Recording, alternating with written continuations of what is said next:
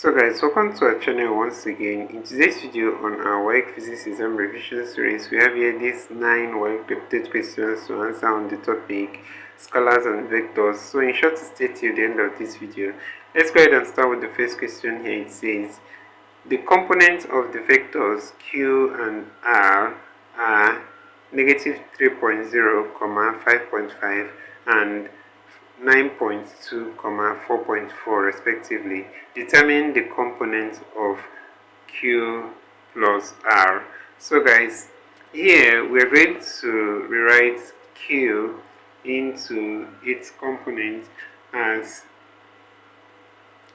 qi and qj, and then for r we also do the I component and j component, and then we are going to add these down into their components. So guys, for this, first of all, we'll have q to be negative 3.0 I and 5.5 j, whereas for r we are going to have it as 9.2 I and 4.4 j.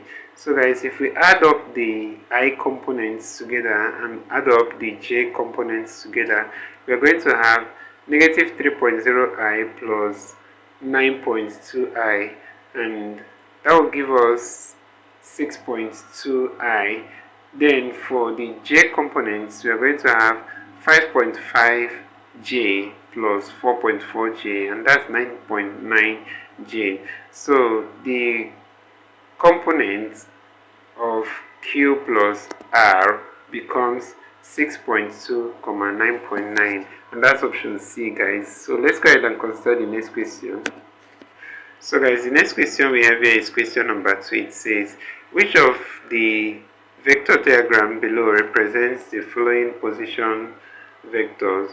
Alright, so we have here v1, 1 on 1, v2, 2 on 1, v3, 2 on negative 2, and v4, 1 and negative 2.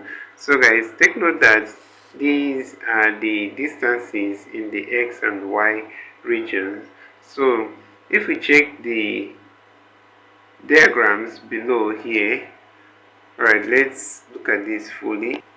So if we check the diagrams here, you will notice that option D here illustrates this here, where you have v1 at points 1 and 1 on both x and y axes, then v2 is on point 2 on x axis but 1 on y axis.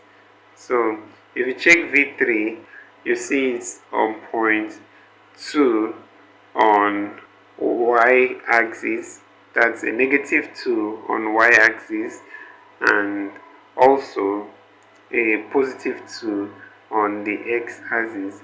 But if you check point 4, you notice that it's also on a negative 2 on the y axis, but it's on a 1 on the x axis. So you see the numbering and the diagram here in option D. That's the correct one for this. So option D is the answer to this question. Let's go ahead and consider the next question, guys. So guys, the next question we have here is question number 3. It says, which of the following sets of quantities have members which are vectors? Alright, so guys, we have A, distance, acceleration and work; B, pressure, energy and force; C, force, displacement and momentum; D, density, volume and weight. So guys, the vector quantities are the ones with both magnitude and direction, whereas the scalar ones are the ones with only magnitude, no direction. So guys, the option here that has members which are all vector quantities is option C here. Force is a vector quantity, displacement is a vector quantity, and momentum is a vector quantity. So that's it for this question. Let's go ahead and consider the next question, guys. Alright, so the next question here is question number 4. It says, which of the following quantities is a vector? We have A, momentum, B, speed, C, energy, D, volume. So guys, the vector quantity here is momentum. Momentum is mass times velocity, and that's the quantity here that has both magnitude and direction. So that's option A. Let's go ahead and consider the next question, guys. Alright, so the next question here is question number 5. It says, the resultant of two forces acting on an object is maximum when the angle between them is... Alright, so guys, the answer to this question will be option B, that's 0. So the resultant of two forces acting on an object will be maximum when the angle between them is 0. So let's take note of that. Let's go ahead and consider the next question, guys. So guys, the next question here is question number 6. It says, a ship moving northward with speed Vs is acted upon by a wind blowing due west at a speed Vw. Which of the following diagrams correctly indicates the velocity Vr of the wind relative to the ship? So guys, if we use triangular formula here for this, so first of all, the ship was going with a speed which was tending towards north. So in that case, we are going to draw this upwards, that's northward direction.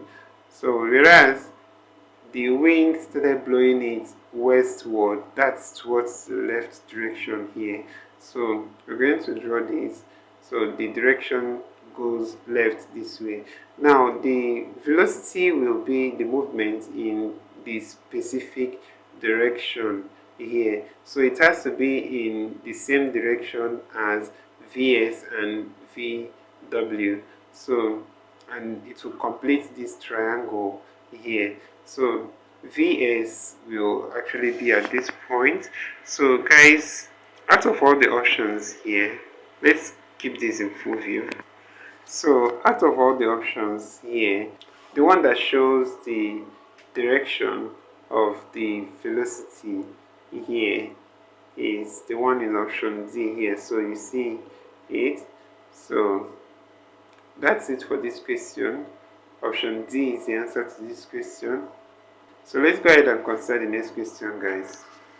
So the next question we have here is question number 7. It says, which of the following pairs of physical quantity comprises of vectors?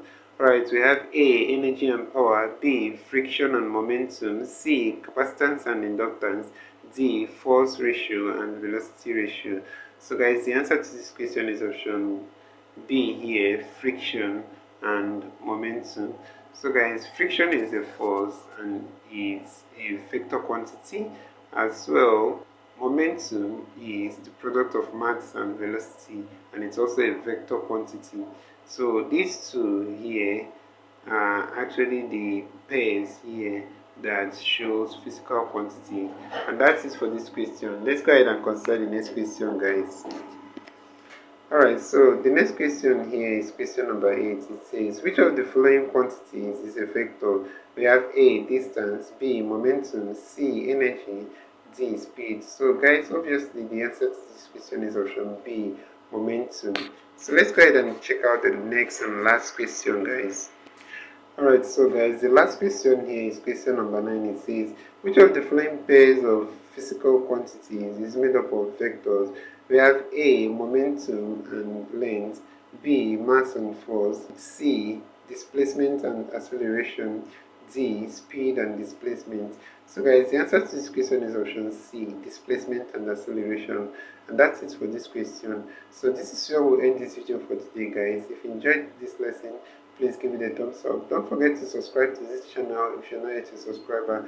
Also, if you have any specific question regarding this video, you can drop your question on the comment section below and we'll ensure to give you a response. So finally, guys, we want to encourage you to join our YouTube channel community where we post major updates on WAEC examination. So you can join this channel community by hitting the join button below and we'll see you right there.